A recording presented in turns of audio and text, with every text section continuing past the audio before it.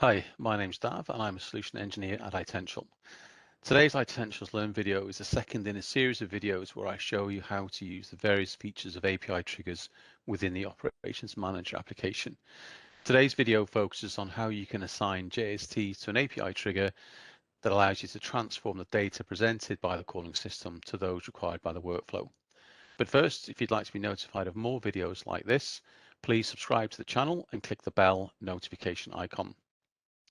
So in the first video of this series, I showed you how to map data keys in the request body of the API trigger to job variables. I also briefly explained the different trigger types available to you in Ops Manager. I've added a link to that video in the description below. So if you haven't already watched that, I recommend you check it out. So the technique of mapping keys to job variables works well if the workflow in question is intended to only be invoked via an API endpoint and only by a single system. But what happens if the workflow could be invoked by multiple systems? The likelihood of both those request bodies being the same is extremely unlikely. In which case, should you be forced to assign and design your workflow to cater for multiple versions of the request payload? Having to do this will be extremely complicated, very time consuming and massively error prone. And also, what if the workflow can also be invoked via a manual trigger within the operations manager itself? As you'll know from other Itential Learn videos, manual triggers map their data to a single job variable called form data. So what then? What are you left with? So fortunately, this is where JSTs come into the picture, as they allow you to transform the payload provided in the request body to the input parameters expected by the workflow. So in the previous example, I created a new workflow to map keys to variables.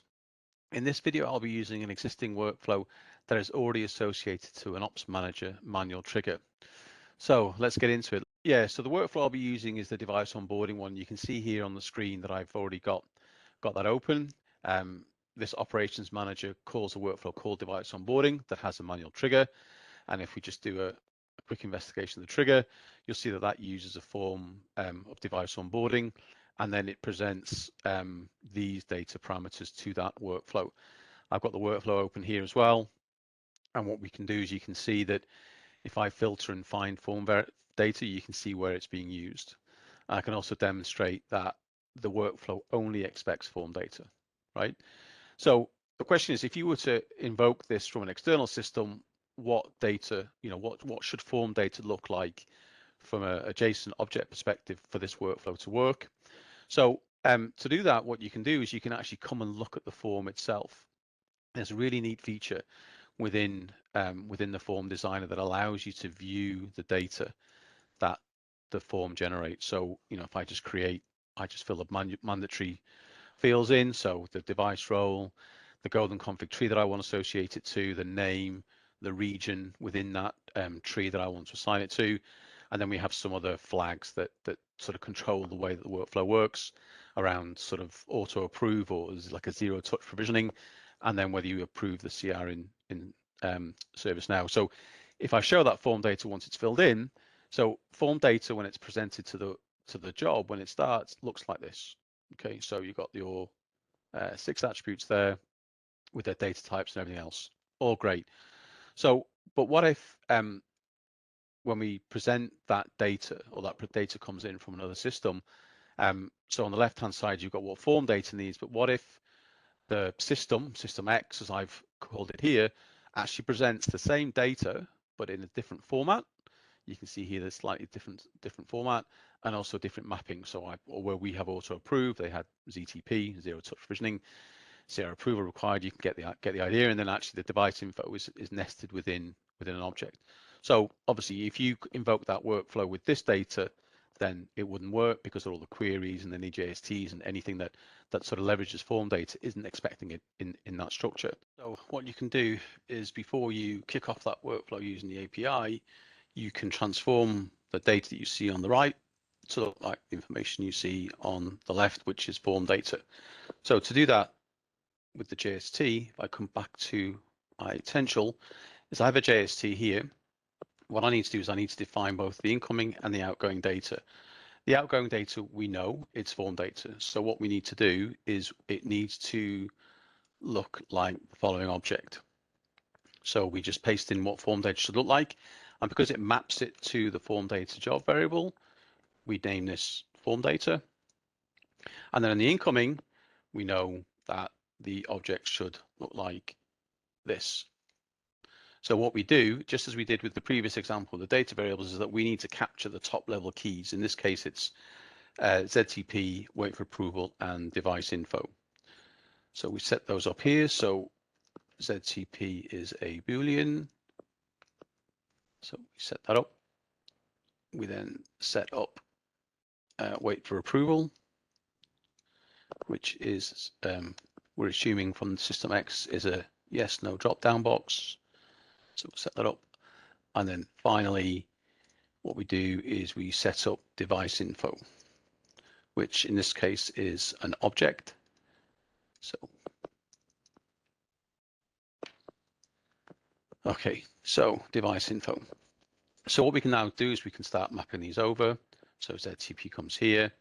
But what you'll notice is that wait for approval is a string, but IAP is expecting it as a Boolean. So what we can do is we can actually do some manipulation. And one of the easiest ways of doing it in this case is we can just do an inequality check. So we can say that if it equals to yes, then we want it to be true. And if it's no, then obviously then it will come through as false, which maps to the logic that we have in the workflow. So then we can go through and we can map the name, we can map the device role, and we can map the appliance group. But the one thing you will notice as well is that we just need to do some manipulation on the region or area. So we have to set it to lowercase because it comes in uppercase from system X, and we need to map it to lowercase in region Y. There's a whole bunch of stuff you can do as well, and you've got all these functions at your disposal in terms of the way of being able to map that data. So if we save that, so that's now saved. What we need to do is go over to Ops Manager to create the trigger. So we come in and we create the trigger, and I can call it device onboarding from system X. So we can call this API trigger sys X. And then what we need to do is we then need to associate the JST that we just worked on. So device onboarding API trigger. If I save that now, so that's now set up, that endpoint is now exposed. And just the quickest and easiest way to do that is to use Postman to issue that test. So I kind of pre-populated here with the object that we're expecting and the API trigger that we just created. So if I now hit send, it should kick off the workflow. So if I hit send, and that's now started this job, what I can do is come back to IAP, refresh the job list. We now see that we have device onboarding for my test device. And if I view that, visualize that workflow, what you'll see is that it's now just waiting for the CR approval because we passed in the flag. But just to demonstrate how the data looks is that if I open up this task, which was the first task that was expecting form data as an input, you can see form data is here and it's come in as we mapped it. So auto approve is true. The region is set to lowercase, even though it came in uppercase from the request. You can see that it's coming here and this is coming as yes, and we've done the mapping.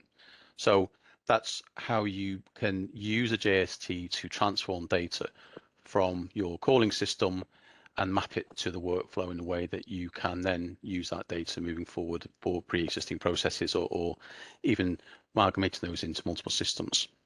So anyway, I hope you found this video informative. If you did, please click the like button and let me know your thoughts in the comment section below. And until next time, I'll see you later.